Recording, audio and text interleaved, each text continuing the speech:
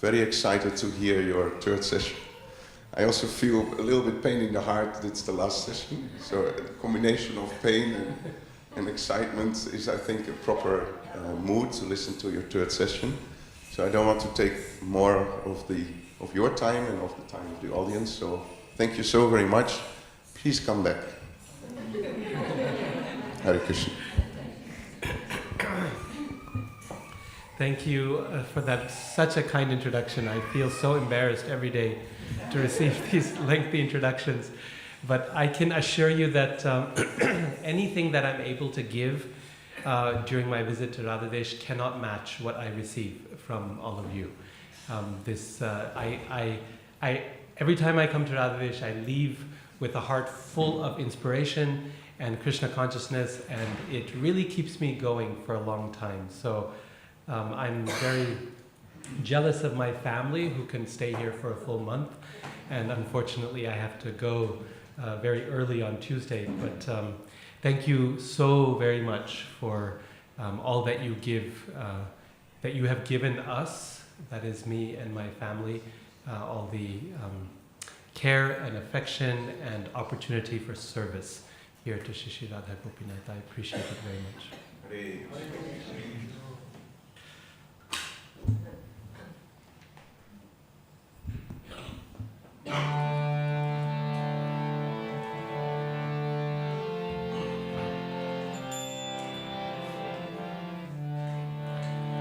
Jai Radha Madhava Kunja Vihari Jaya Radha Madhava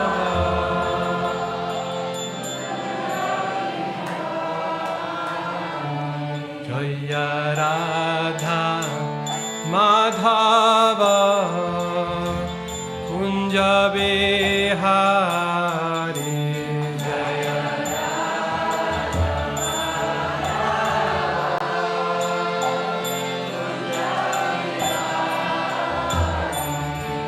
Jaya Radha Madhava Kunja Vihari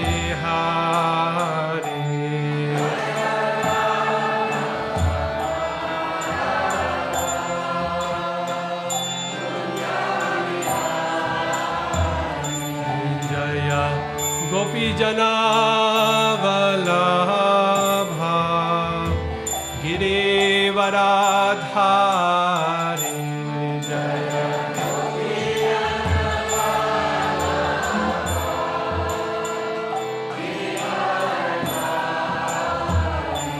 Jaya Gopi Jana Vallabha Girivaradhari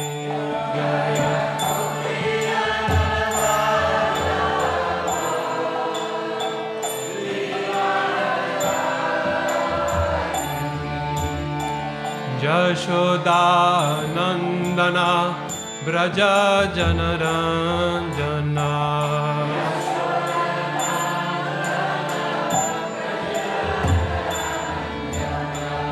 Yashoda Nandana Braja Janaranjana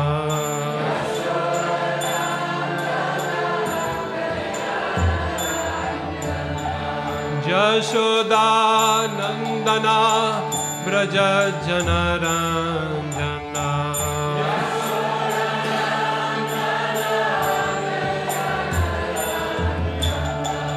Yashoda Nandana Braja Janaranjana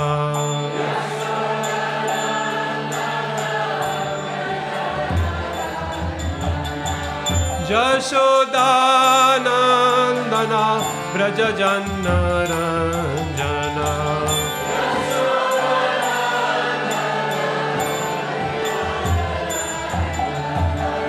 Yashoda Nandana Braja Janaranjana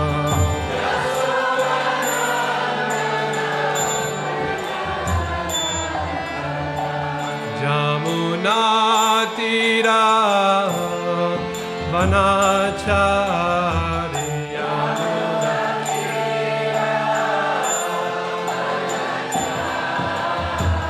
Jamuna tira vanacharya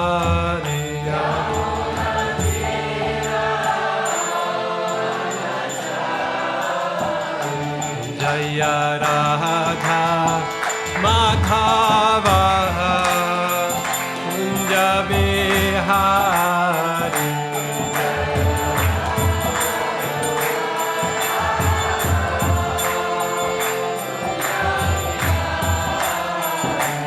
Jaya Radha Madhava Kunja Bihari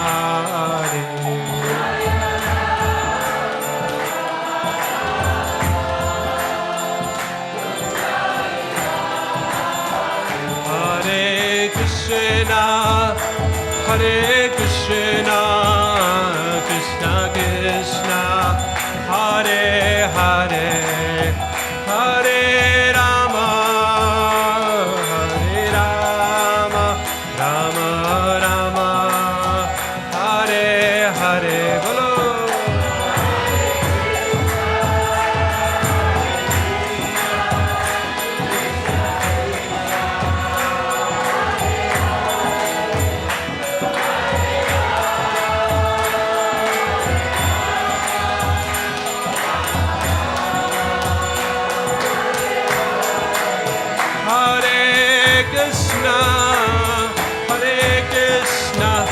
Krishna Krishna Hare Hare Hare Rama Hare Rama Rama Rama Hare Hare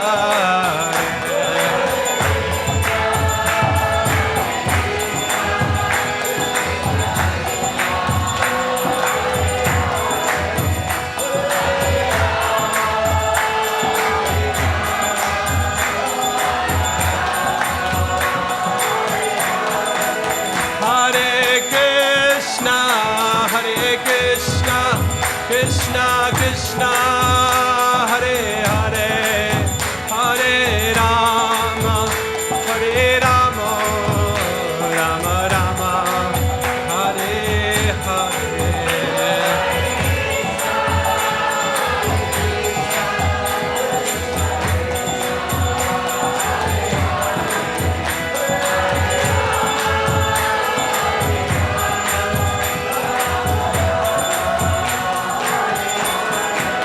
Jaya Jaya Prabhupada Prabhupada Prabhupada Jai Prabhupada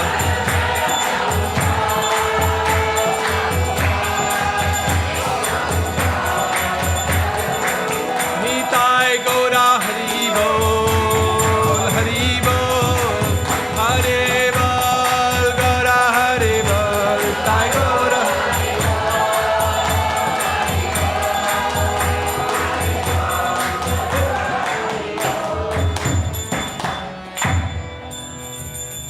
Jayum Vishnupada Paramahamsa Parivrajakacarya Stotra Shata Shri Srimad His Divine Grace Abhay Charanaravind Bhakti Vedanta Swami Shri Prabhupada Ki Jai Shri Shri Radha Gopinath Lita Devi Vishakha Devi Ki Jai Shri Shri Jagannath Baladev Subhadra Maharani Ki Jai Shri Shri Gaur Nitai Ki Jai Shri Prabhupada Ki Jai Granthra Srimad Bhagavatam Ki Jai Nitai Gaur Premanandi Hari Hari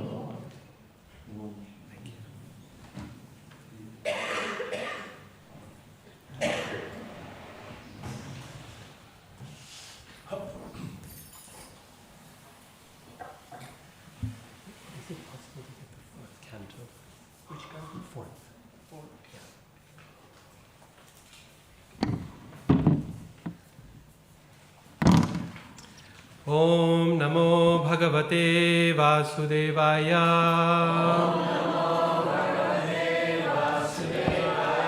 Om Namo Bhagavate Vasudevaya.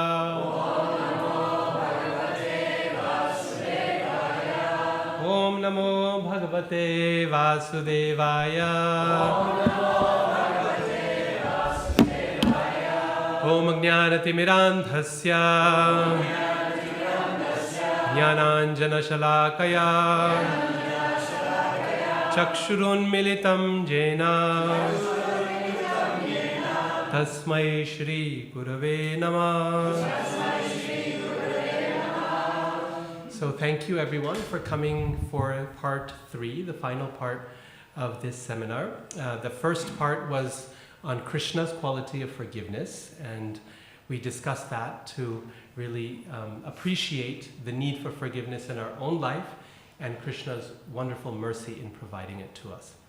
The second part was yesterday on how do we seek forgiveness from someone whom we have wronged.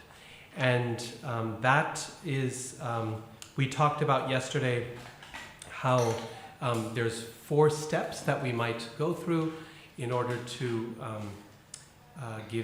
to seek forgiveness and to do so meaningfully and effectively. Today's session, the final one, is on the topic of how do we forgive? How do we offer forgiveness when someone has wronged us? And this is, of course, a universal experience. We've all been wronged at one point or another, and probably will be wronged again in the future. It's the nature, particularly of this age of Kali, that things are always quarrelsome and very disturbed, and a result of that quarrel is that we end up getting wronged or feeling hurt in the process. So how is it and why is it that we should seek to forgive others?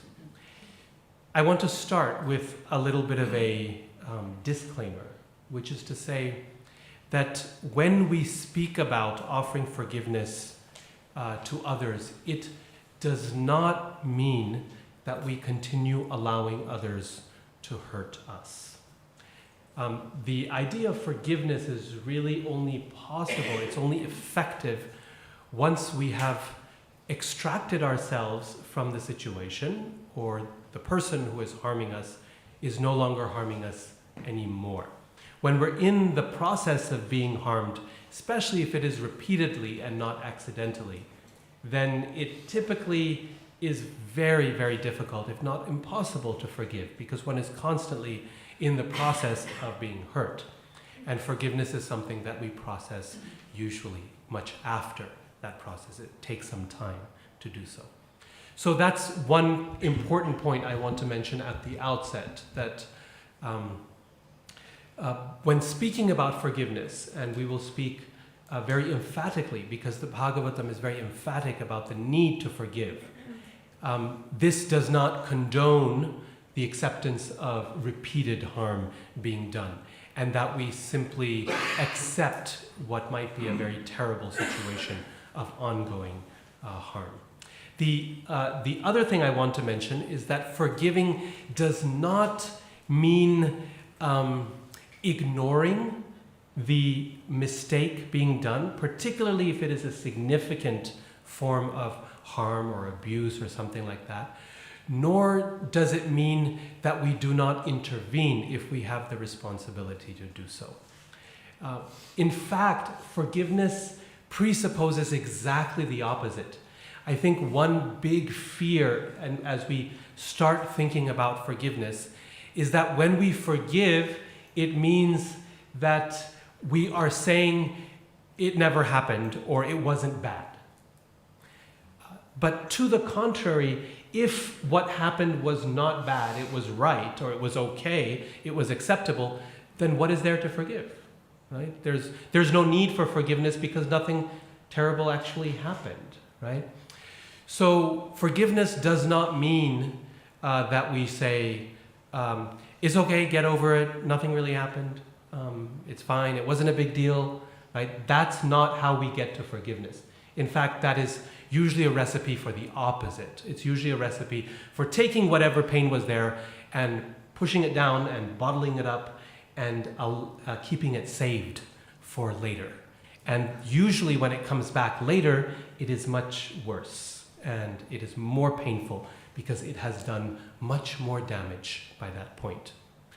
in our own selves. And so I think both of these things are very important to remember, that forgiveness does not mean condoning misbehavior, nor does it mean allowing it to continue upon oneself.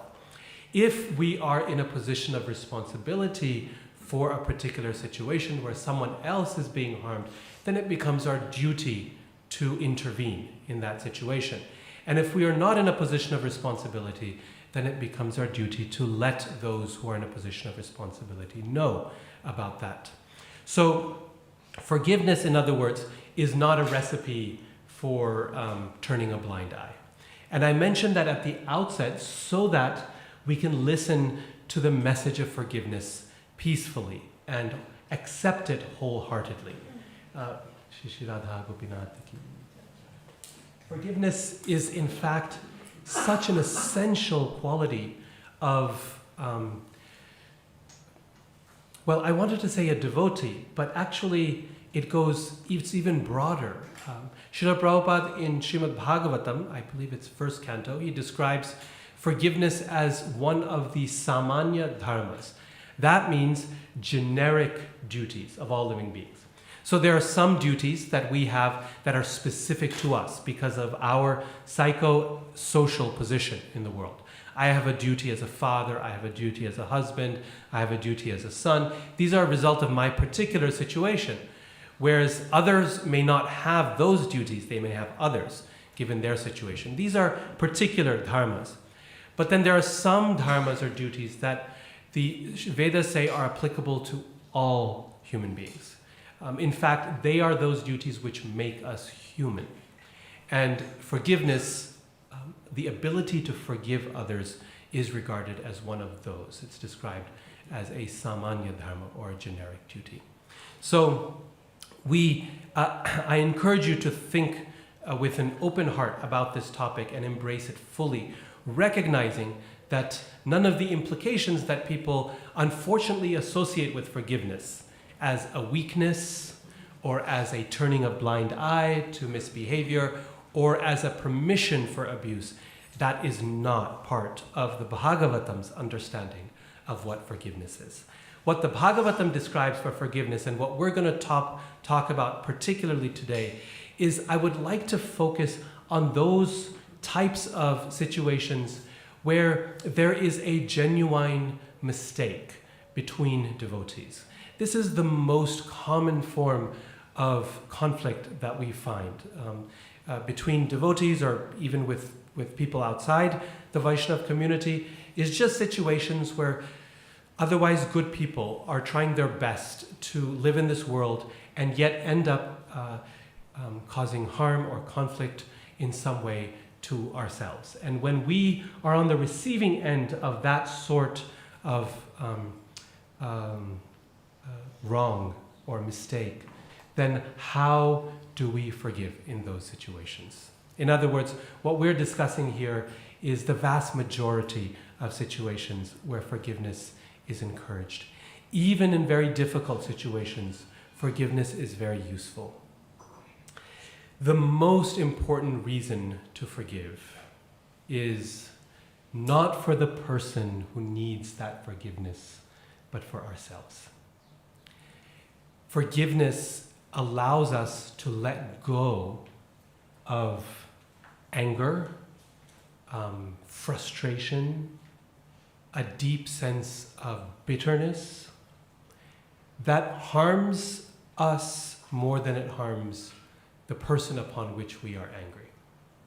In fact, we might say that when we harbor such feelings within us, what it does is it burns us inside. It functions as a fire that is burning us from within, so that we become hollowed out and we become unable to express ourselves in loving affection in relationships, because we are burning inside because of all these feelings that have been bottled up: anger, frustration, hatred, whatever.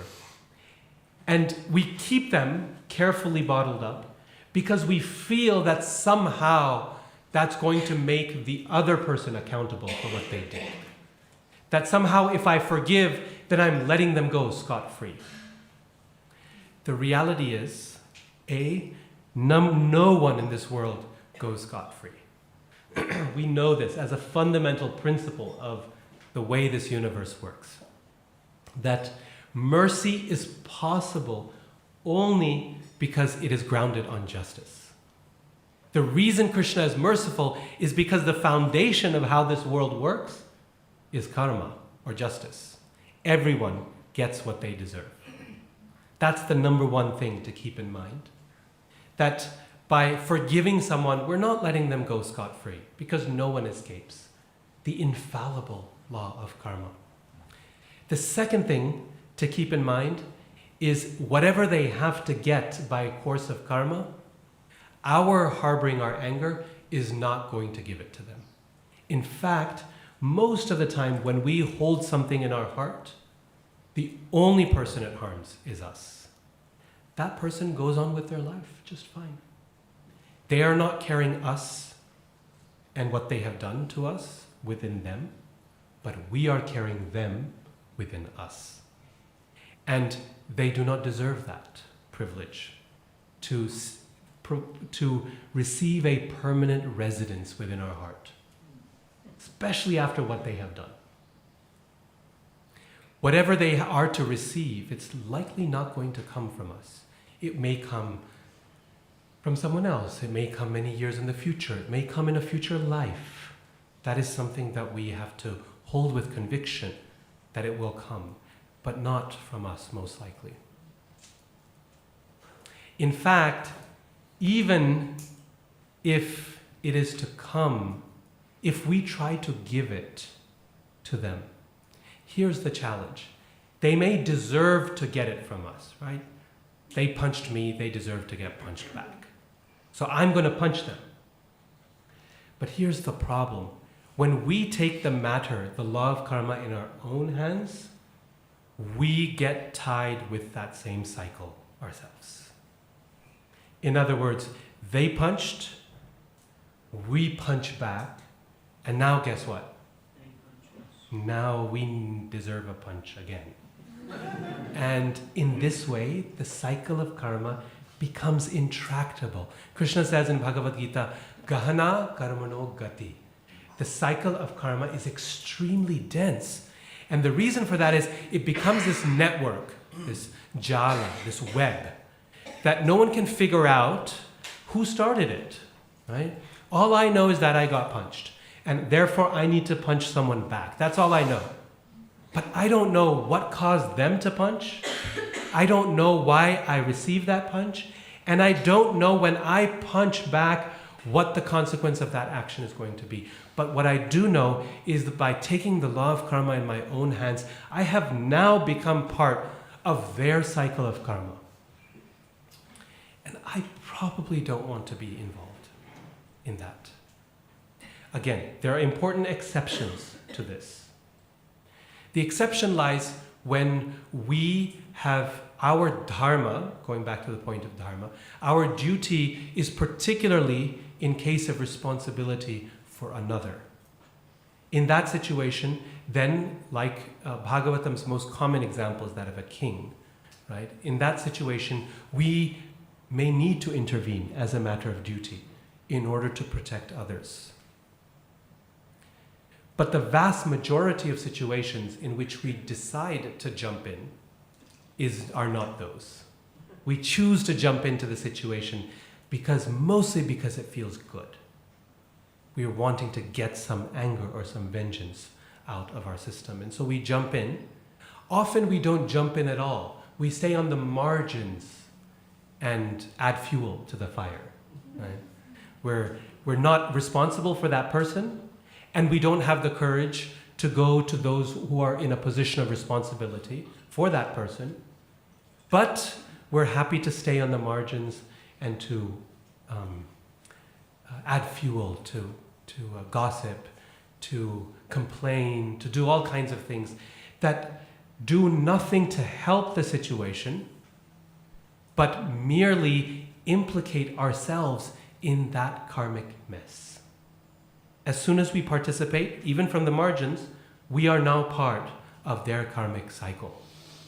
And if that situation is not pleasant for us, it is likely that we do not want to be part of the unpleasant effects of that karmic cycle. So we need to ask ourselves, what needs to be done in this situation?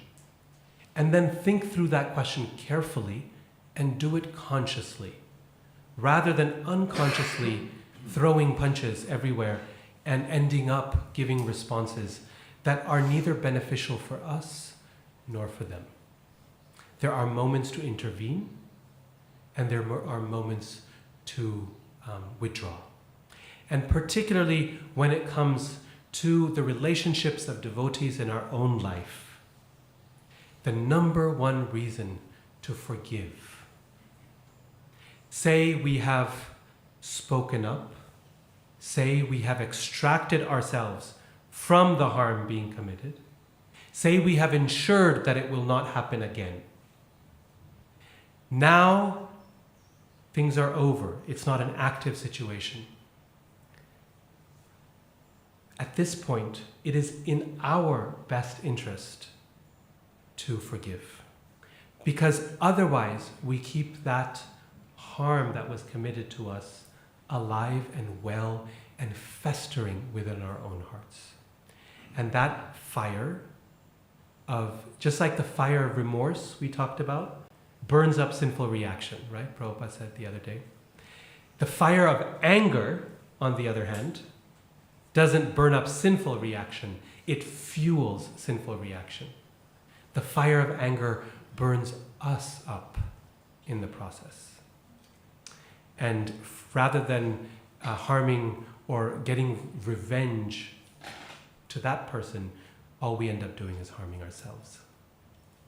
So I guess the bottom line is the most important motivation to forgive. Quite, counterintuitively, the most important motivation to forgive is selfish in nature. Even though it looks like we're doing them a favor, we're actually doing ourselves a favor by letting go of something that will harm us. The number one obstacle for forgiveness, to give forgiveness, the most significant obstacle is anger, which is quite natural because after all we've been harmed, so we feel anger as a result of that. The problem with anger, anger has several challenges to it, several problems to it. The first problem we might describe is that anger is typically not very productive. And what I mean by productive is whatever we want to accomplish by that anger usually does not get accomplished by it at all. This point is made very nicely by Suniti, the mother of Dhruva. We referenced this story yesterday. Perhaps you remember that when Dhruva approaches his father's lap, his father is the king, Uttanapad, and he wants to sit on his father's lap. His stepmother, Suruchi, and his half-brother, Uttam, is on his father's lap, and Suruchi is standing nearby. And his stepmother stops him and says, "You are not qualified to sit on your father's lap." Why? Because you have been so unfortunate as to be born from the womb of another woman, her co-wife. You must take your birth from my womb in order to sit on your father's lap. Prabhupada explains in the purport that what this means is she's essentially wishing him death. Right? The only way to take birth from her womb is for him to die and then come back again. So it's a horrible, horrible curse on this child, who's merely a child, 5, 6 years old. And I think what is more painful in the situation for Dhruva, one might imagine, is not even the words of Suruchi, because this is likely not the first time that he's experienced some harshness from her. If she has the courage to speak like this in front of the boy's father and her husband, it's likely that she's been building up to this point, right? That she has developed a lot of practice in this sort of cruelty, and knows quite well that she's permitted to do it. She has no fear. She expresses no fear in that moment. She knows that the king is weak.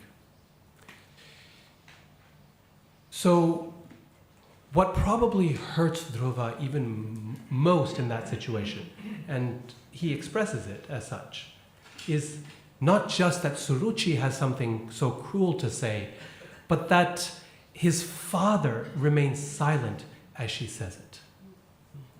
That is really, really difficult for the boy. He's looking at her, he's looking at him, and he says nothing.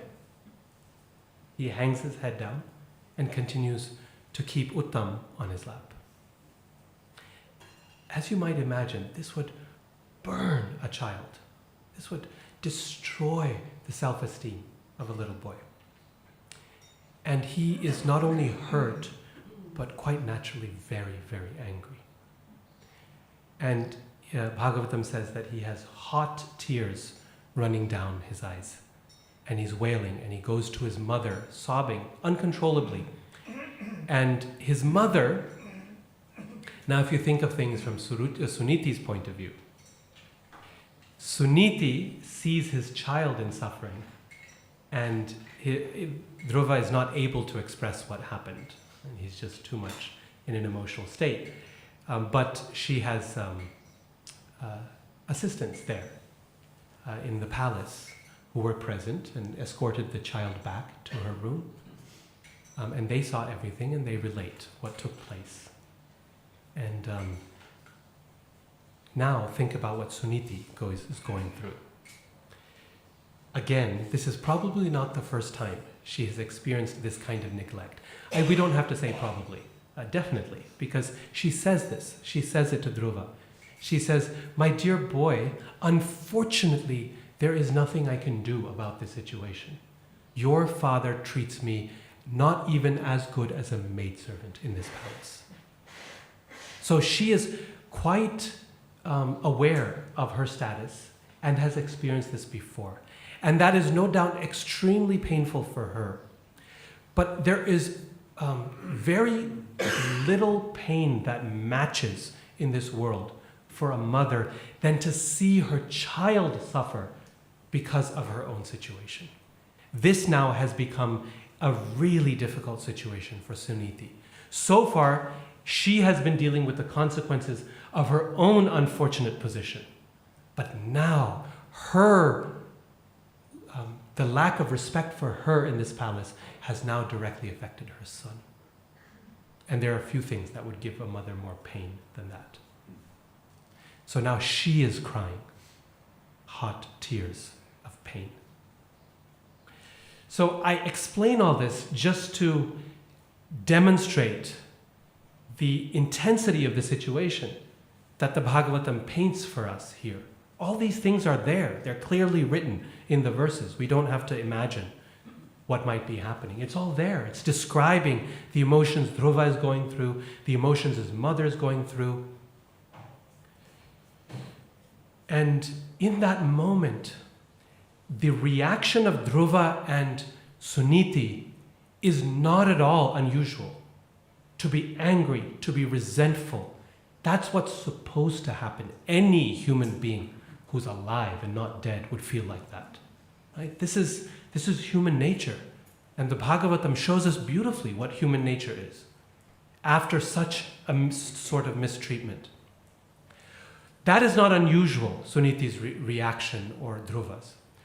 What is unusual, and where we see Suniti's greatness, her qualification as a devotee, is then how she advises Dhruva.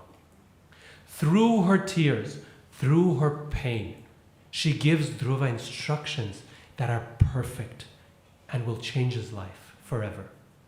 She tells him, "My dear boy, this anger that you are feeling towards your father and towards your stepmother, that anger will not get you anywhere. It is wasted on them. right? That same point, that we waste our anger on someone thinking it will change something and it won't. She says, this will affect nothing. I can tell you this because I lived through it. If you want to make a productive change, channel that anger into determination.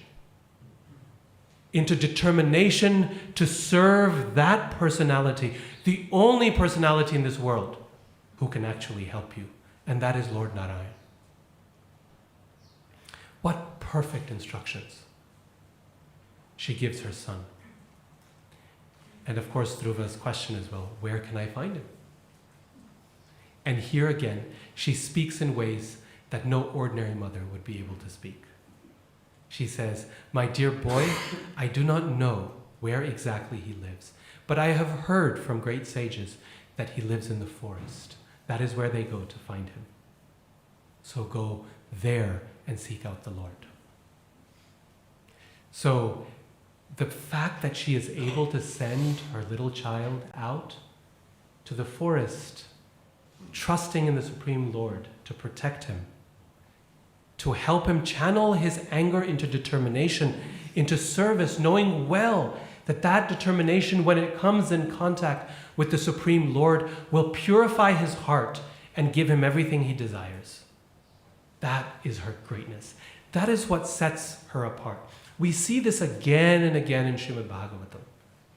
Bhagavatam paints pictures that are utterly normal in this world, sadly normal, of challenge, of difficulty, of pain, of struggle, of ignorance, right? All these where we can see ourselves.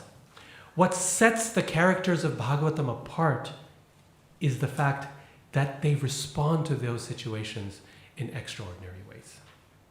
And that is where we can learn. We could tell a very similar story with Prahlad as well. The situation itself is sadly not unusual in this world. His reaction to that situation, extraordinary. So, first challenge with anger is that it's usually not productive, not in the way that we want it to. The second challenge with anger is that it's usually disproportionate. We're angry about this thing, and it comes out like this, right? Someone's stepping on our toe, we don't say anything, we don't do anything, we're tolerating, but the anger is festering inside, and all of a sudden, we punch that person really hard in the face. And that person's reeling, thinking, what just happened? Well, what was the cause of this? Well, you were stepping on my toe. Oh, I'm so sorry, I didn't realize. But because that anger comes out, little thing, it'll come out in a big way. And this is very commonly known about anger. People do all kinds of really terrible things that they regret in a fit of anger. Right? It causes a temporary form of madness within the body. That when we recover, when we wake up from that madness, people are shocked to see what they have done in that fit of anger. It's disproportionate. The third problem with anger is that it's usually misdirected. By misdirected, I mean,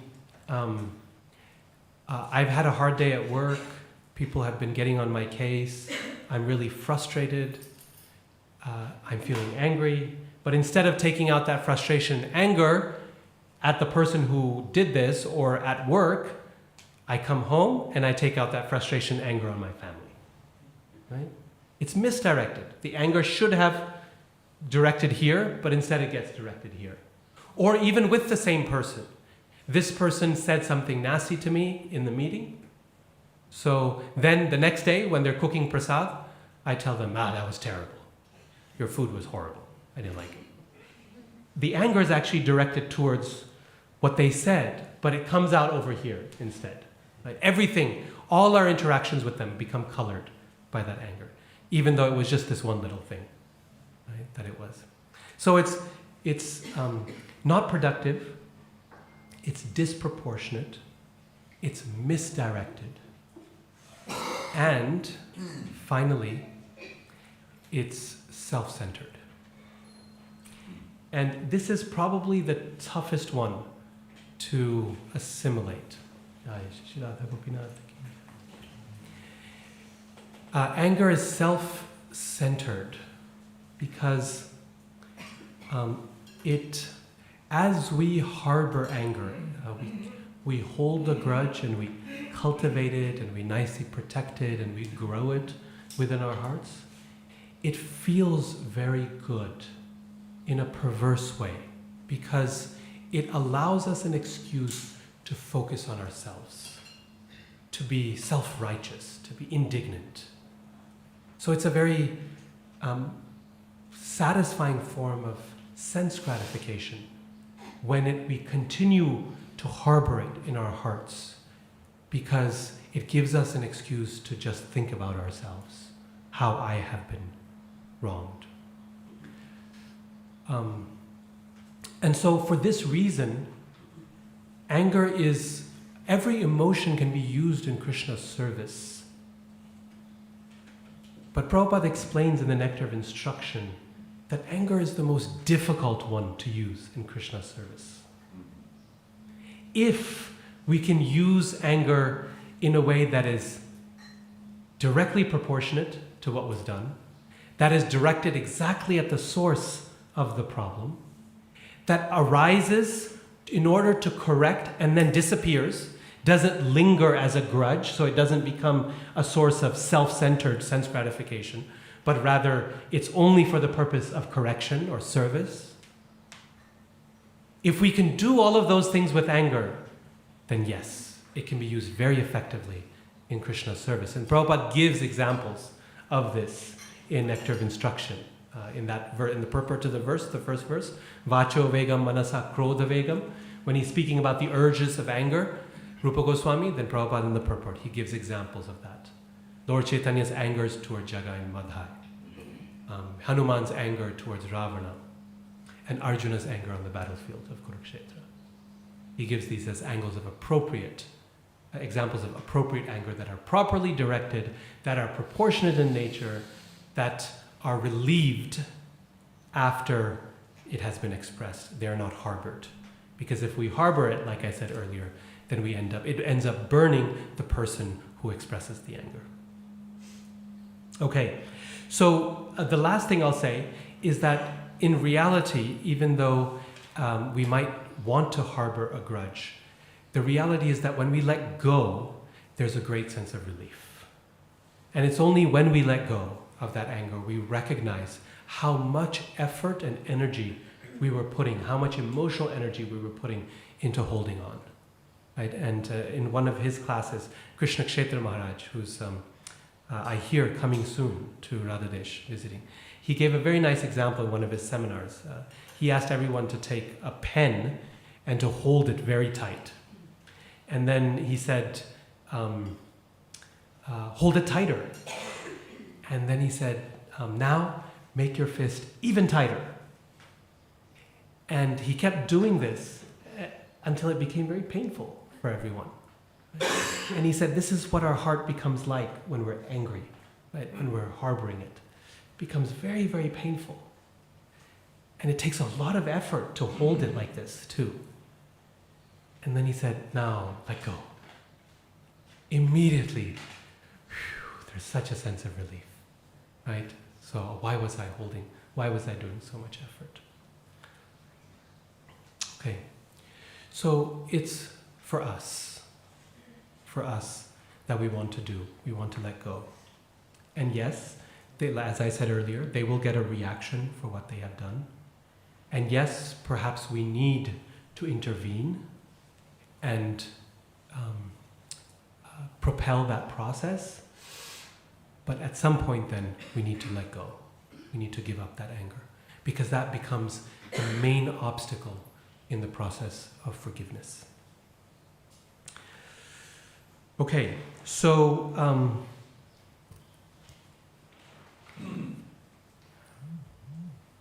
that anger, if we can let go of it, and sometimes it takes a little bit of time for that to happen. It doesn't happen immediately or overnight. We need to give it some distance. And we prevent ourselves from becoming further entangled in the cycle of karmic reaction. Then we have some readiness, we're prepared to start engaging in the process of forgiveness. And what I want to look at now is how. How do we do that? Just like yesterday, we talked about 4 steps, 4 ways in which we can beg for forgiveness, we can seek forgiveness when we have done something wrong. So now let us look at some patterns from Srimad Bhagavatam, some examples, to see what are the steps for how we might be able to forgive. The first, I would say, first thing that we can do is to reconsider our view of the person who has wronged us.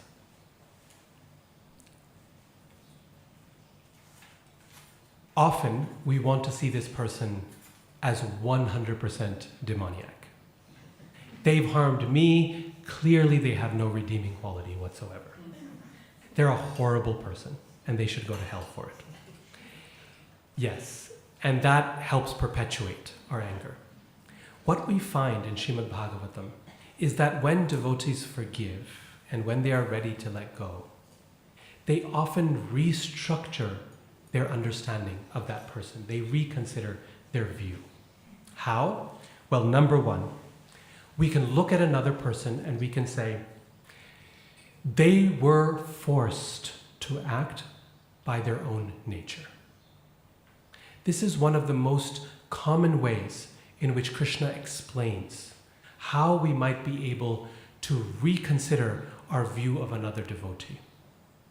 To say, perhaps this is not all about me.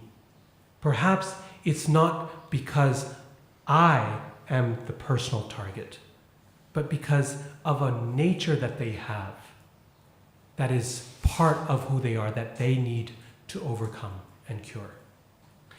In fact, the reality is that when someone does something to us that is not right, the reality is that they're probably acting in such ways to others as well.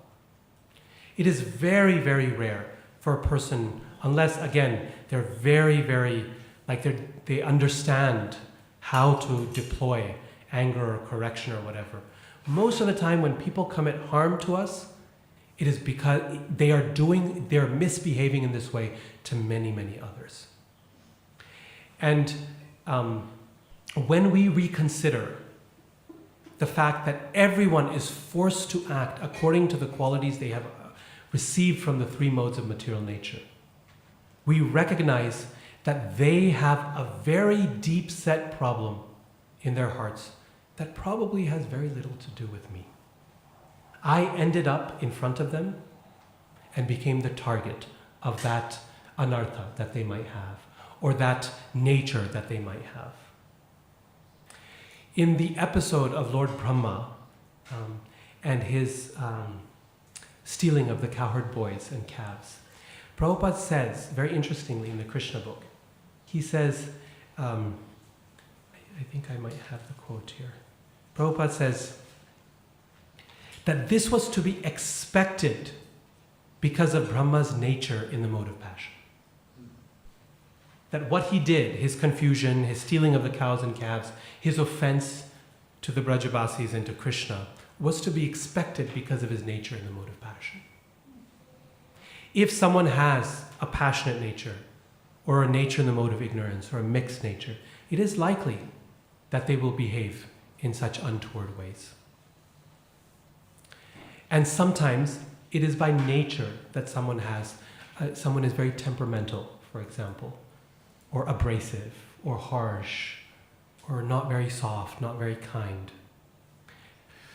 As difficult as it may be, Nectar of Instruction reminds us, Rupa Goswami reminds us, that when we see flaws in the body of a devotee, we should try to ignore those flaws and recognize their inner good quality of surrender to the Lord, their service to the Lord. These negative qualities are like the foam on the bubbles in the waves of the Ganges. That foam looks very unclean, but the water of the Ganga is pure. In the same way, the devotee may have some foam around, some negative qualities that are quite visible, because foam is always on the surface, right? You can see it. But he encourages us to look deeper into a devotee's nature and recognize the pure waters that are deep. When a body of water is polluted, that pollution rises to the surface, and it becomes immediately visible to people through sight and through smell. But if you go deep into the water, that's where you find something of purity and of goodness. Just as this is true about the physical body, so also we understand that we have a subtle body as well. And the mind, intelligence, and ego are part of that subtle body. They are not who we are. Just as when we have negative qualities, like anger or some lust or some hatred or some impatience, right? When we have these negative qualities, we hope, we pray that Krishna and other devotees will look past those qualities to see the sincerity with which we are trying to advance, right? We hope that they will do that. So also, we can look at others and reconsider our view of them and say they are acting according to their nature. And that nature, as unpalatable as it may be, is still only on the surface. Deep in their heart, they have a determination to serve Krishna. And that is something I can appreciate and connect with. Another way in which we can restructure our view of that person is by recognizing that often people act in moments of duress in ways that do not match with how they actually want to act. This best example of this is given in the Ramayana, when Lakshman and Sita are left behind because Lord Ramachandra is gone to chase after the golden deer. And Lord Ramachandra instructs Lakshman to stay back and make sure that Sita is protected. Well, as we know, the Lord is chasing this deer. The deer turns into a demon. The demon, as he dies by the Lord's arrow, takes on the same voice as Lord Ramachandra and calls out, "Lakshman, Sita, help!" And immediately Sita hears this and feels that her Lord is in danger and begs Lakshman to run to his rescue. Lakshman reassures her and says, "I don't know what is happening, but I do know that Lord Ramachandra is not subject to any danger, that he is invincible." But Mother Sita is in a moment of great duress and great pain, and in her panic, she starts saying some very harsh things towards Lakshman. She says, "Now I know what your actual intentions are. You are hoping that your brother is killed because you want me for yourself." Oh, imagine what goes across his heart. This Lakshman, he has spent now close to 14 years in the forest. And the Ramayana describes that, actually, there's a very nice incident. When Mother Sita is being taken by Ravana and she drops all her jewelry on the way as a way to trace her. So the monkeys, they gather all these, and when the monkeys meet Lord Ramachandra, they show these jewels. And they ask him to confirm that these belong to Sita. And they ask, actually first they show Lakshman. And they ask him to confirm. Well, this is in Valmiki Ramayana. Please let us know this is Mother Sita's jewelry, so we know we're looking for the right person. And he looks through the jewels and he says, "I do not recognize any of these, except this one. And these are her ankle bills." Because for the only place he looks at her is her lotus feet. He keeps his eyes averted otherwise. This is the purity with which he has served her and Lord Ram for 14 years. And you can imagine how he is feeling when he is accused of having untoward intentions towards her. What a horrible, horrible thing. So he cannot tolerate it, and he makes the Lakshman Rekha, the circle around, and he runs to the forest. He says, okay, I will go, I'm going, and runs to the forest to help Lord Ram. By the time he gets there, Lord Ramachandra has dealt with the demon, and he's in a panic to get back. And he sees Lakshman, and he says, what are you doing here? I asked you to stay back at the hermitage. And Lakshman says, well, this is what happened. And she said things like this, and I couldn't tolerate it, so I had to come. And Lord Ram says, you should not have paid attention to what she said. She was speaking under duress. And in a moment of great danger and difficulty and pain, what a person says, you should ignore. And he says, but no, and he doesn't give up. Lord Ramachandra doesn't give up. Lakshman's job is actually very difficult in the Ramayana. He always gets it from both sides, from all sides. But he's such a perfect example of the Lord's servant. So this is the point, right? That we can cut some slack to other devotees by saying, no, they were acting under some distress. Maybe they were in difficulty that day. Maybe they were under a lot of pressure. Maybe they had some health issues. Right? Maybe something is going on in their personal life. It's all about changing the narrative. It's not about me, it's about them. Perhaps it is their nature. Perhaps they were under difficulty. Perhaps something else was going on that allows me to see them with some compassion. And the third and final way in which we might restructure our understanding of them, and this one is the most difficult, is for us to remember that despite what they have done to us, even they are very dear to Krishna. And when someone says something nasty or goes in conflict with us, we want to think that Krishna will destroy them. We hope, maybe, not externally, but somewhere inside, we're hoping Krishna will really show it to them. I just can't wait to watch until karma arrives, and I want to be there. But the reality is that so often they continue doing their seva, their service, very nicely, and seem to progress from one success to another. And it can be very difficult to digest. But we want to remember that even they are dear to Krishna.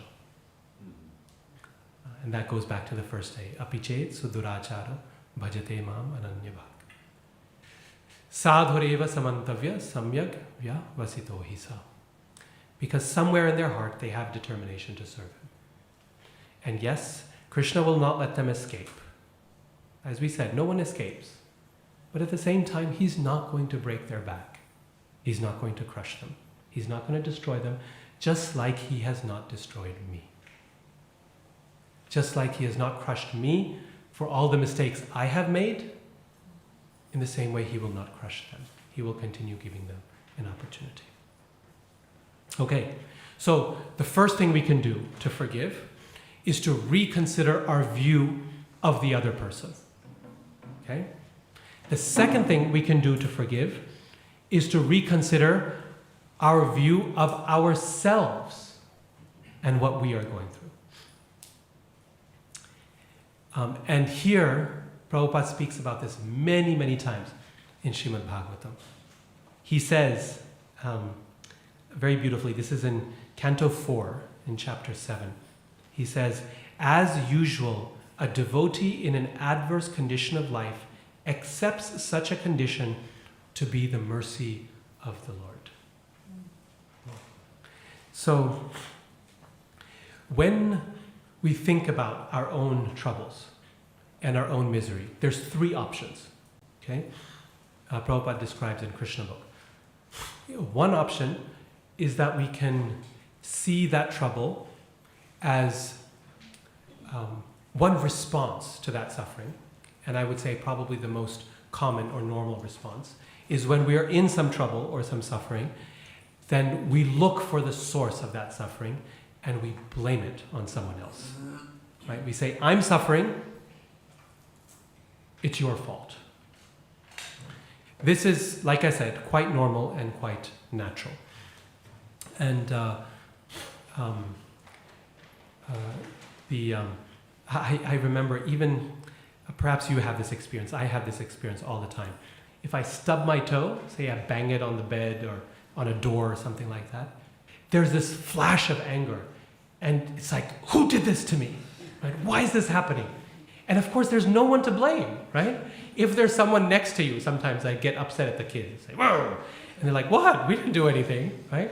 But it's quite natural. You want to say, okay, like who did this to me, right? Who can I blame? And and it's a door or it's a bed. And of course, you can't blame it on that, right? But it's quite natural. When something happens to us, we want to blame it on someone else. Someone who is a little bit more advanced says, no, I'm going to choose not to blame, but rather I'm going to say that this is a result of my past karma. And we see this in the exchange between Dharma and Maharaj Parikshit in reference to Kali at the beginning of Srimad Bhagavatam, where Dharma says, no, this is the nature. The cow, Bhumi, gives many different explanations for why things might be happening the way they are. So someone who's a little bit more advanced says, let me look for other explanations. Rather than perpetuating the cycle of karma, rather than blaming, let me look for other possibilities. Maybe it is my past karma. Maybe it is the nature of the situation that caused it. Maybe it's the system. Maybe it's the environment. Maybe it's the laws of nature. So, first person says, I'm going to blame it on them. Second person says, I'm going to blame it on my own past karma or the broader situation. But the most advanced person doesn't blame at all. Says, this is the mercy of Krishna. And Prabhupada in this purport, this is related to the Daksha story, says, he says this very nicely, very beautifully. I just want to read one few sentences from this verse.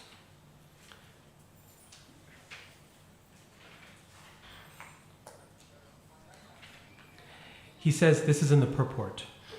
This is the sacrifice performed by Daksha.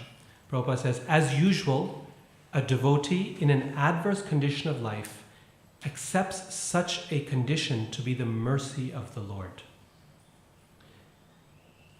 That is the symptom of a person making progress on the path of Krishna consciousness.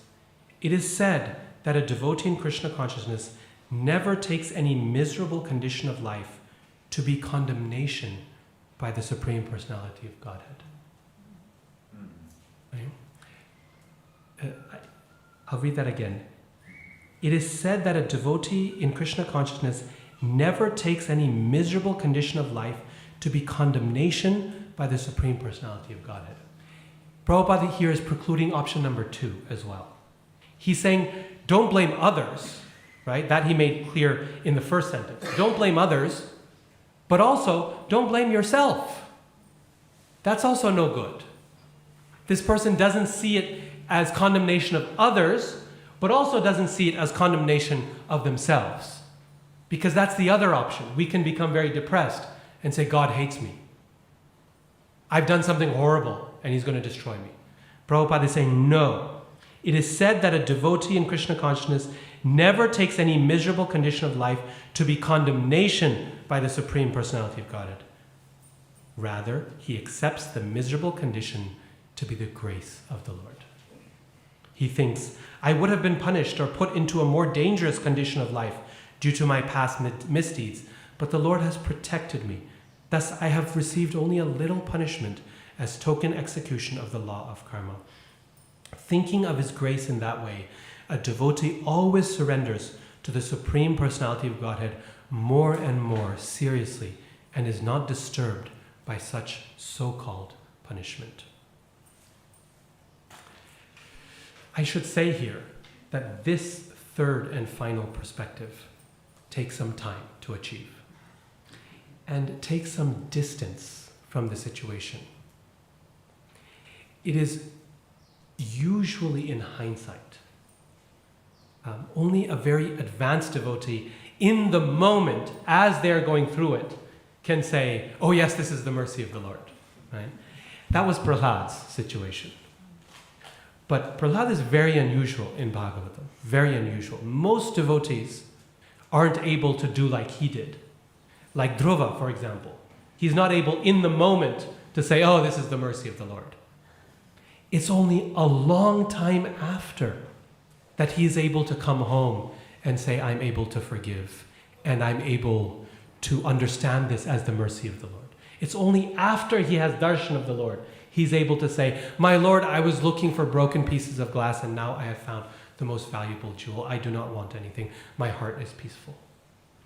This is all your mercy. Most devotees in the moment are not able to see it like that. But afterwards, and so perhaps for us as well, in hindsight, in the rear view mirror, we're able to look at it and to say, yes, this was Krishna's mercy. Perhaps you've had this experience yourself of a situation that's very difficult. 5 years later, 10 years later, we look back and we think, any advancement I have made since that time, it is because of that experience. Krishna taught me so much through that.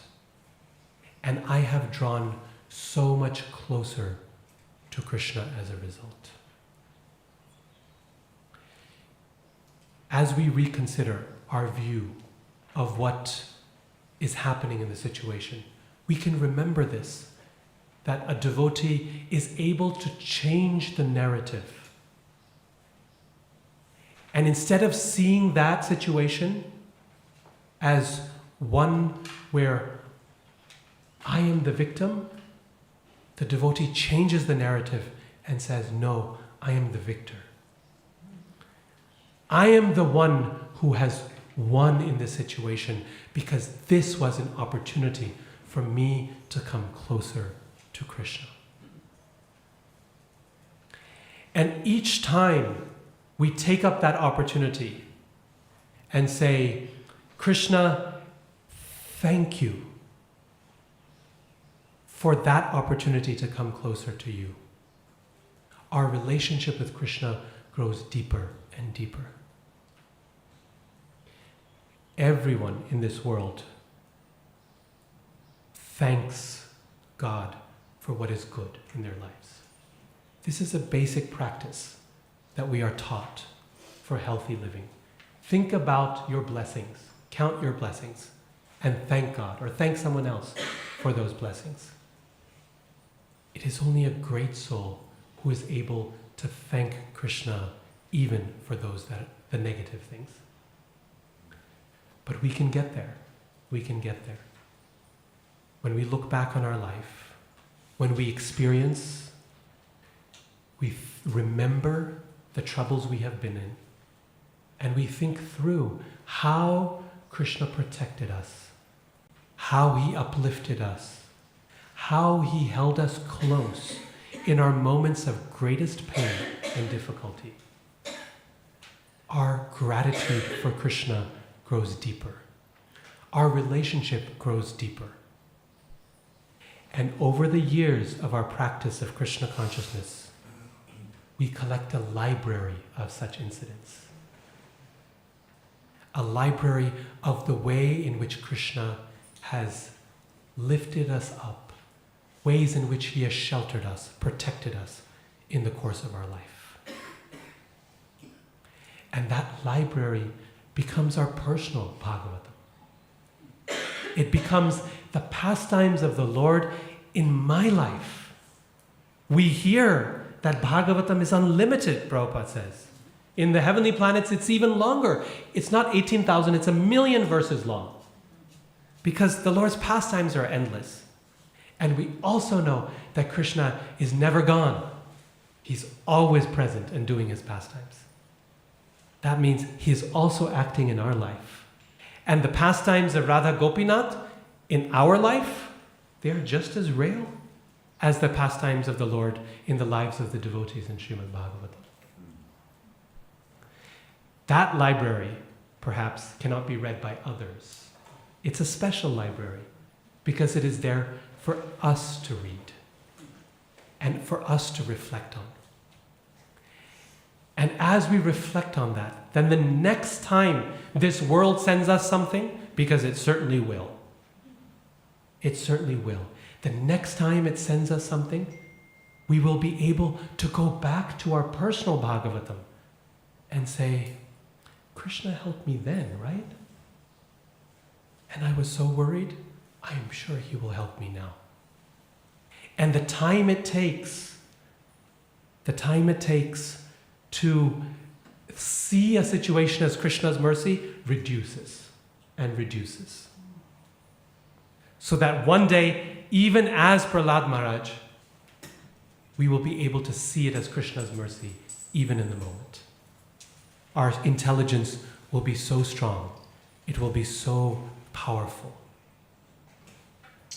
So these experiences are valuable for the devotee. And it is in our best interest to change the narrative in our mind from one of harm to one of mercy. And to say, I refuse to see this as anything else but Krishna's mercy. This is how Queen Kunti is able to pray. Vipada santuta shashvat tatra tatra jagadguru bhavato darshanam yatsyad apunar bhavadarshana. My dear Lord, I wish that all those calamities happen again and again in my life. What is she doing? Just in the verses before, she has described her personal Bhagavatam. She has said, you helped us then, and you helped us then. You helped us in the house of fire. You helped us on the battlefield. You helped us in the game of dice. How is she able to say that? It is not because she enjoys suffering or she's masochistic. No one enjoys suffering. It is suffering. And she expresses it as such. The reason she is able to say that is because she is able to look back and thank Krishna for all that he has given. Not just the good, but also the ugly. And say, my Lord, you were there. Every single time you were there. And your presence was so wonderful that I would not give up anything in the world for that. Even though I know it was difficult. Even though it was so painful. But I'm happy that you were there. Okay. So, we change our narrative of the other person. We change the narrative about ourselves. From victim to victor. From pain to mercy. A few more things, and I know my time is up, so I'm going to go through these quickly. As we're trying to forgive, we should be satisfied with partial apologies, with indirect apologies, with half-hearted apologies. We have to recognize that what we described yesterday as the ideal apology, specific, remorseful, unconditional, what we described yesterday, that is a very rare thing in this world. It's a very rare person. In fact, dare I say, a very advanced person. Because to make a mistake is very common. It's not unusual. But it's a very advanced and unusual person who is actually able to seek forgiveness in the way that the Bhagavatam describes. The vast majority of times, we will not receive such apologies. And when we are on the side of forgiving, we should not expect it. When we are on the side of seeking forgiveness, we should expect it of ourselves. We should try to do apology in the right way for our own benefit and for the benefit of the other person. But when we are on the side of forgiving, then we should try to look for any excuse to forgive. Most of the time, apologies in this world don't come with a clear statement of, here's what I did wrong. It's very difficult for people to admit their mistake. Very difficult. Most of the time, when you point out to someone, you know you did this wrong, there's nothing wrong in pointing out someone's mistake. Please don't do that. That was wrong. Where we create a problem is when we insist on them admitting that they made the mistake. The reality is that most people, when we tell them that they made a mistake, if they are sincere, they've got it. They understood it. Asking for the next step, now admit it. Admit it, say it to me. Come on, say it. Perhaps if you're married or you're in family life or whatever, this is half the problem, right? You say, you shouldn't do that. You made a mistake there. No, I didn't. Yes, you did. No, I didn't. Yes, you did. And then we insist until that person admits it. And they will not admit it. And the fight goes on and on and on. And it becomes a big fight. The reality is that when we've said it, they got it. And a sincere soul, the next time that situation arises, will think twice before acting in the same way. They will be a little bit more careful and modify their behavior. They may never admit it. They never may admit that they did something wrong or that they're modifying their behavior, but they will. Unless you're working with a real demon. They will, right? They'll remember that. Oh yeah, they said I shouldn't do that, right? And that's all we need, right? What's our goal is the question. Is our goal to change behavior, or is it to get the gratification of knowing that we are right? If it's the former, then simply stating it is sufficient. If it's the former, then a half-hearted apology, a partial apology, an indirect apology will have to do. It should be enough of an excuse for us to forgive and move on from the situation. Finally, oh yes, one more thing before I say finally. Remember how I said clarifying intention is really important? Well, on this side of the game, when we receive an apology, it is in our best interest to accept it at face value. When we are on the receiving end of the apology, when we are being asked to forgive, it is in our best interest not to question intention. Do you really mean it? Do you really mean it? Show me that you mean it. Right? No. The magnanimity of the forgiver is shown in their ability to accept at face value. And my favorite example of this comes actually from a verse in the Ramayana that is quoted in Chaitanya Charitamrita. It's a beautiful verse where the context is when Lord Ramachandra is on the shore of the ocean and ready to build a bridge to Lanka. At that point, Vibhishana, Ravana's brother, comes to surrender to the Lord. He's been kicked out of Lanka and he comes to join the Lord. And when he arrives, he's flying through the sky as demons are able to do. And he arrives and he's up there. He hasn't descended because he doesn't know what they're going to do to him. He is, after all, the enemy's brother. Lord Ramachandra convenes an assembly to decide what to do with this person who's arrived from the enemy's camp. And he asks them, please tell me what your thoughts are. Jambavan, Nal, Neel, all the great counselors are there. And all of them, one person says, we should kill him immediately. There's 3 brothers, get rid of one right now. Ravana, Kumbhakarna, and Vibhishana. We don't know what to expect. Someone else says, no, that's too harsh. Take him as a prisoner of war, then we can deal with it after the battle and see what we need to do. A third person says, no, invite him down as a friend, get all the information we need about the enemy's camp, then kill him.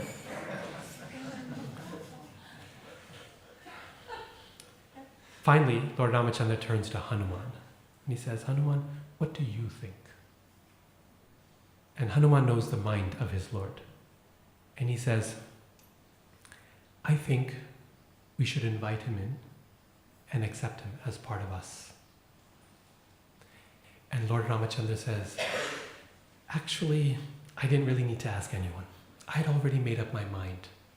Long ago, I have made this vow, Lord Ramachandra says. And this is the vow that is quoted in Chaitanya Charitamrita. He says, Sakradeva prapanno yas tavasmiti cha yachate abhayam sarvada tasmai dadami etad vratam mama. He says, my dear Hanuman, my dear monkeys, here is my promise.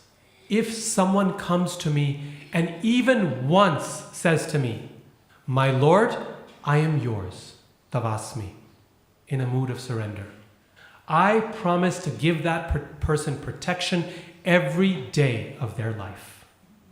This is my solemn vow. Etad vratam mama. In other words, Lord Ramachandra promises to take us at face value. And Krishnadas Kaviraj Goswami quotes this verse. This verse is quoted actually by Mahaprabhu, I think. This verse as the statement of the devotee at the time of initiation. The devotee comes before the Lord and says, my dear Lord, I am yours. Like Vibhishan, I've got a terrible background. I don't have great companions. I know I've got a lot of anarthas to work through. I know I'm not even close to being where I need to be, but I am yours. I am yours. And guess what? The Lord, at the moment of initiation, takes us at face value. He says, okay, Diksha kale, bhakta kare, atma samarpan. At the moment of Diksha, the devotee surrenders himself to the Lord. And Krishna considers that devotee to be atmasam, to be like his own self. What a great leap of faith the Lord takes. He doesn't question our intention. He doesn't question our purity. He just says, okay, fine, you said you're mine, I believe that. He takes us at face value. And so when someone comes to us for forgiveness, let us take them at face value. Yes, okay. You saying this? You must mean it. No problem. Okay. The last thing, I promise, this is the last thing. He said, the real test of forgiveness. The real test that we've actually done it is that we are able to normalize the relationship. Rather than, I forgive you and don't show me your face again. The real test of forgiveness is we try our best to normalize. And I think the most beautiful example of this is in the example of Durvasa and Ambarish. When Durvasa Muni comes down and falls flat at Maharaj Ambarish's feet, and he recites these beautiful verses in praise of the Lord's devotee, in praise of Maharaj Ambarish, that the devotees are so amazing, he says, that they do not even take seriously the most significant offense. How kind, how merciful they are, that they do not harbor any harm or fear towards that person who harms them. These devotees are more dear to Krishna than his own self, he says. Sadhavo hridayam mahyam. The devotee, Krishna says, is my heart for this reason. After he offers his obeisances, Maharaj Ambarish is feeling so awkward. He's like, this is not right. You're a sage, I'm a king, you're my guest, I'm the host. You're so much senior, I'm so much younger. Please stop. Let's forget this. And the way he normalizes it, what were they about to do before this whole thing happened? Remember? Yeah, he'd come to his house to eat, right? That was it. It was a Dwadashi day, he was hungry, everyone had come to eat. And so Maharaj Ambarish says, let's pick up where we left off. You sit down with your disciples and let me serve you. And they do again, exactly where they left off before this whole thing, as if nothing had happened. And immediately, Durvasa Muni's heart is completely peaceful. In fact, so grateful he is that after he eats the prasad, he turns around and he says, now you please sit down and let me feed you. Dadati pratigrihnati guhyamakhyati prachati bhungte bhojayate chaiva sharvidham priti lakshanam. One of the symptoms of love, to feed and to be fed. That's the real test, that we're able to normalize our relationship. And then we know that we have actually forgiven. Okay. So, just to recap real quickly, when it's time to forgive, giving up anger because it harms the person who harbors it, we reconsider our view of the other person, understanding that they are acting according to their nature, according to whatever they may have, and it's not about me necessarily, that they are also dear to Krishna. We reconsider our view of ourselves by recognizing they are not to blame, but even I am not to blame.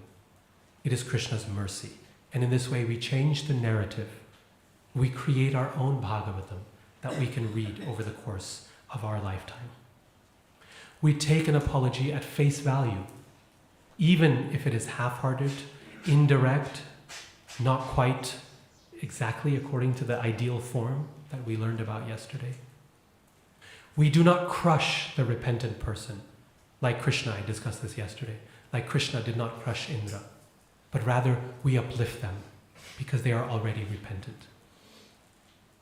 And finally, we understand that when we want to forgive, the real test is that we can let go of it in our hearts, so much so that we are able to normalize the relationship again. And finally, if we are not even the recipient of a request for forgiveness, then, as I said at the very beginning, we still forgive for our own benefit, to help ourselves, to not harbor that. And this is the beautiful example of Lord Ramachandra in the Ramayana. You know, when he returns home after 14 years, he has been through so much. Banished from home for no reason, divested of the kingdom. His father has passed away. He's never going to see his father again. 14 years in the forest, lost his wife, recovered, fought a battle, lost so many friends. And he comes back and he meets the one person responsible for it all. Who is? Kaikeyi. And he comes immediately to touch her feet. And Kaikeyi is so embarrassed, horrified. She says, please don't do this. Kill me with your arrows. That's what I deserve. And Lord Ramachandra says, my dear mother. You remember, Krishna has this thing with mothers. He makes Putana mother, Kaikeyi mother. He really likes mothers. He says, my dear mother, what are you saying? I forgave you the moment I walked away from Ayodhya. I have never held anything in my heart against you. Why did Lord Ramachandra forgive? Because that's how he wanted to live his life. Kaikeyi had a 14-year journey to be repentant. Did Lord Ramachandra wait 14 years to to forgive? No. If we wait to forgive until the other person is ready to ask forgiveness, it's too late. We've already put ourselves through so much suffering. Why? Lord Ramachandra said, I forgave you the moment I walked away from Ayodhya. She took the time she needed to feel repentant, but Lord Ramachandra forgave right away. In this way, he was able to be peaceful for those 14 years. And he came back happy to Ayodhya. Thank you all so much for your attention. Hare Krishna. I'm over time by 15 minutes, as usual. So anyone who needs to go, please do not hesitate at all. If anyone wants to stay, I can spend a few more minutes to answer any questions or to any comments that you might want to share, or any corrections that you'd like to offer. Yes, Prabhu. Thank you for the 3 days, and yeah, it's been pretty flawless today. I had written about 4 questions, but by the end I don't have them really. Yeah, I guess I want to share how I understand something. For example, one such question. You know, you're stating that we're worried that they won't get their fair share, you know, that the world isn't fair. And then I'm trying to see the positive of our own, sometimes experiences that are very real, although Prabhupada says it's a token, right? Token experience, but I guess one of the positives of getting these very real tokens are that, I know it shouldn't be our motivation, but you know, then we're like, okay, this is real, and they may get the real thing also. Yeah. In that sense. Obviously that's not the highest level to seek that, or yeah, that was just a comment. And then one question that I have about the whole, you have been very good, and usually my contribution to a talk is like, how to make it relatable to, you know, my fallen state, or, you know, others in this age, and this is very relevant. And I guess in the same line, and maybe it would require a whole other session, but yeah, nowadays we're very empty, I would say, maybe for many reasons, and we seek external validation, and yes, part of the struggle is simply the fact that some of us, or myself, are unwhole. And so yeah, I think when I was going through, you know, how it applies to me, then I was thinking about that, like, yeah, I don't know, some people go to therapy and do that, yeah, help with that. So anything, yeah, what would you say? Because in this process, being whole is very useful in this, because, you know, yeah, then we can move on. But if we may get stuck onto very basic steps of anger, of frustration, of resentment, grudges, of seeking, to simply get validation and misdirecting, and yeah, seems like a crucial part. I agree. Thank you for that. And what I might add to what you said, which I agree with, I think when we are trying to find a way to become whole, so that we're in a position eventually to see it as Krishna's mercy, which, like I said, takes time and effort to get there. It doesn't just show up. Then it's very important to take care of the body, the mind, and the soul. So just as we would go to a doctor, a physical doctor, for you know, a broken knee or something like that, so also when something is ailing us in the subtle body, then we can go to someone to help with that subtle body. We can go to therapy, we can go to someone who's expert in helping us let go of what is it that is giving us pain in our mind, our intelligence, and our ego. At the same time, and these are not mutually exclusive, we have to take shelter of Krishna more and more through his holy names, through the process of devotional service, through the association of devotees. Sometimes we see these as mutually exclusive. Oh, if I'm going to see a therapist, then I'm not a devotee because I'm not taking shelter of Krishna. You should be taking shelter of Krishna. Or I'm taking shelter of Krishna, therefore I cannot go. But that's a false dichotomy. For every type of object, you have a certain solution, right? Just like if we're suffering from a broken arm or leg, no one would say, don't go to a doctor. And no one would say, don't take shelter of Krishna. You have to do both. The doctor will give us some medicine, and Krishna will help us, heal us from the pain within, and help us remember that He is in control of our lives, right? And He's protecting us. So also with the subtle body. One of, I think, the most beautiful things about our philosophy that is very frequently ignored is that our mind is still a material element. It's like a table or a chair. It's like if a table breaks, you have to put it together. So the mind is like that also. The mind is not spiritual. The intelligence is not spiritual. They are physical bodies to be used in Krishna's service. Physical but subtle bodies to be used in Krishna's service. Right? So both of these things go hand in hand together. One without the other will leave us with a hole inside, right? We need to take care of the soul, we have to take care of the subtle body and the physical body as well. So then we become holistically able to serve Krishna nicely without something ailing us. Just like we want to go on the altar and something is ailing us, we are in a lot of pain, we can't, right? We can't serve Krishna nicely. We can try, and that's our determination, it's very laudable, but wouldn't it be nicer if we were healed physically? So also with the mind, right? We can serve Krishna, we can chant and dance, even with that anger or whatever it is ailing us, but wouldn't it be nicer and easier to serve Krishna if we were able to get through that as well?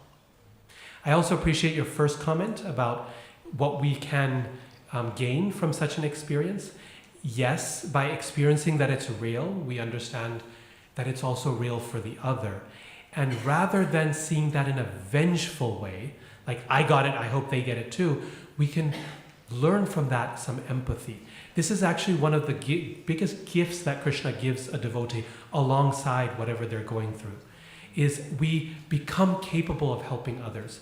Even in the secular world, so often people get over whatever it is that they went through by helping others in similar circumstances. Our entire mission, our movement is based on helping others. Right? This is what we are about, this preaching movement. What better way to harness our own struggles in this world, but by engaging that to understand the pain and suffering of others so that we can feel genuine compassion and lift people up. That is the mercy of a Vaishnava, right? This is why a Vaishnava is even more merciful than Krishna. Because Krishna understands our suffering, but the devotee has been through it. The devotee knows what it's like to exist in the material world. So when a devotee says, this is suffering and I understand what you're going through, and this will help you, the holy name will help you, we can feel it coming from a real place. We know it's genuine because we can see it in their eyes. We know that they know what this world is like. When we hear those prayers from Queen Kunti, it affects us, right? Because we can hear it in her voice, the pain she's been through. When Dhruva says his prayers. So that's the virtue, that we too can become like them, like Queen Kunti, like Dhruva Maharaj, by going through these experiences in the world and saying, instead of being resentful, I'm going to use them to help others, because now I understand where they're at. Other questions, comments?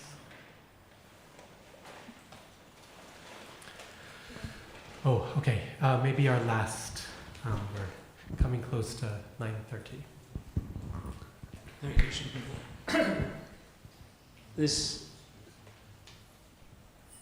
It's not, we can't deal with the karma of the other persons. We have to not get entangled with that. At the same time, through the whole conclusion of the seminar, it seems that it's very incomplete if we don't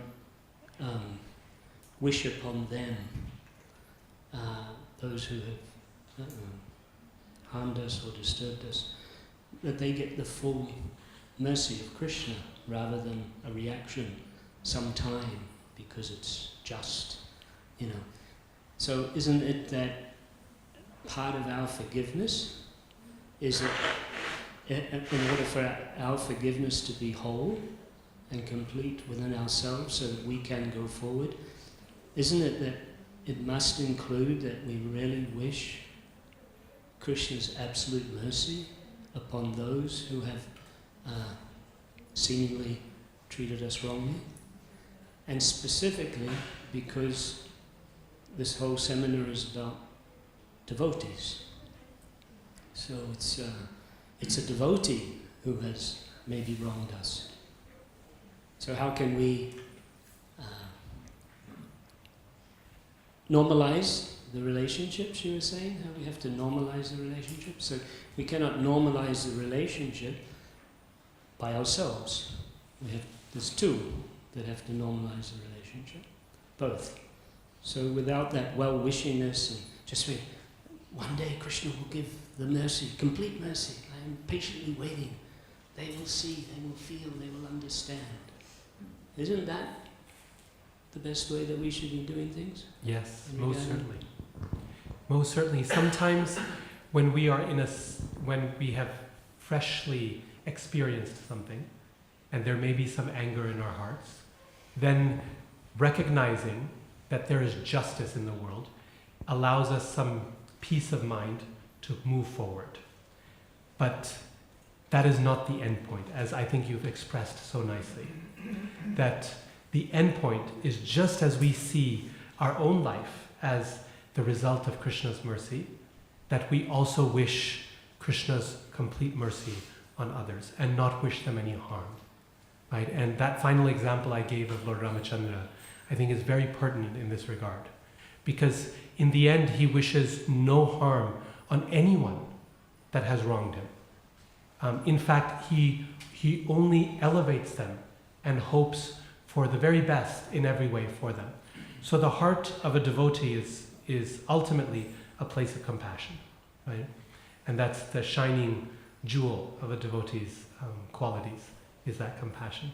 So yes, we want to come to a point where we're able to, and we really see that. I think one of the most beautiful examples of this is with Prahlad Maharaj, right? That after all is said and done, Prahlad and Hiranyakashipu's there, and Prahlad gives this really moving speech where the Lord asks Prahlad, he says, I want to give you something. Please ask something of me because I'm so pleased by you. You've been through so much, you've been my dedicated devotee. I want to reward you. Please ask me something. And Prahlad is actually a little offended by that question, by that request. He says, who do you think I am? This is not a business relationship. You think I've been through all I've been through so that in the end I could get something from you? Like there would be some reward, some prize at the end? This is not love. And the Lord doesn't back down. He clarifies. He says, no, that's not what I meant. I wasn't saying that I wanted to pay you for your devotion. What I meant to say is, I'm like your father. I just wanted to give you something. Please ask me something. It's a gift. Like dadati pratigrihnati. And Prahlad says, I don't want anything. And it's after he says, I don't want anything, that he comes back. It's like he has second thoughts. And he says, actually, there is one thing. I know my father was hated by the world. And I know he deserved everything he got. His father's lying there. And all the demigods have been showering flowers and going, yay, yay. Right? And he says, I know he was a snake. And even great saintly persons are happy when a snake is killed. But he was my father. And I don't wish any ill upon him. Rather, I hope that he is benefited in the end. Please liberate him. In that moment, he demonstrates both the extraordinary compassion of a devotee in requesting the mercy of the Lord, the complete and absolute mercy, as you said, upon even the person who has done most harm. He demonstrates his greatness as a Vaishnava, and he also demonstrates his humanity as a child. So true is it in the world that even in relationships of love, when we are harmed, we still wish them well, isn't it? There's still that sense of, how can I let go? There's still some love there.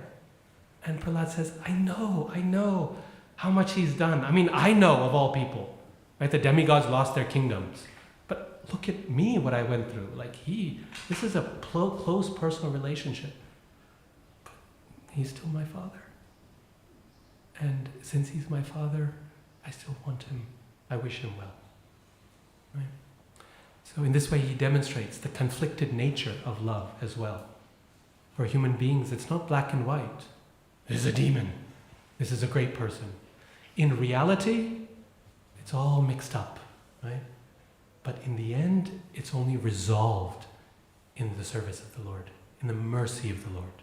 It all becomes whole for him in the Lord's mercy. Prahlad's journey, downhill journey in his relationship with his father, you know where it started? Where it starts in Bhagavatam? The first moment at which that relationship fractures is when his father pushes him off his lap. He's angry because his son says to worship Lord Vishnu is what I've learned. And he throws him off his lap, which is a very hard thing for a 5-year-old child to experience, to be pushed away. Remember Dhruva's story? Where it began was the inability to sit on the lap of his father. Prahlad's story begins in the same place. Hiranyakashipu says no, right? Uttanapad does it verbally or without speaking. He does it physically, pushes him off. Where does his story end? Prahlad's story. By the Lord placing him on his lap and saying, now you have your father. That relationship is made whole again. And it's because he receives the lap of his father, his eternal father, Lord Nrsingadev, that then, being held in the love and the embrace of the Lord, he is then able to turn around and offer that same love to that father who did not give it to him. And say, my Lord, I'm ready now to even make this relationship whole. Because I know I have you. And that's when we are really able to forgive. That forgiveness happens not by some mechanical process, but when we recognize that we are so closely held in the arms of the Lord that we're able to turn around and say, okay, now I feel confident. I feel like I have enough to forgive. To wish the best even for you, even for all you have done. So I think this is a nice note to end on. Thank you very much, Guru. I again want to thank you so much in the name of the community. We had His Holiness Keshav Maharaj here, who spoke about the 7 principles of building a community of love. So I think this is very compatible to that seminar of His Holiness Keshav Maharaj. And if we can learn how to forgive other devotees and forgive ourselves also, I think it will help building this community of love that we really want to build further on. So thank you very much. I don't know if you have your agenda here for next year. We can already make an appointment. His Grace Radhika Ramana Prabhu ki Hare Krsna, Krishna Krishna, Hare Hare, Hare Ram, Ram Ram, Hare Hare. Srila Prabhupada ki jai. ISKCON Radhadesh TV Channel ki jai.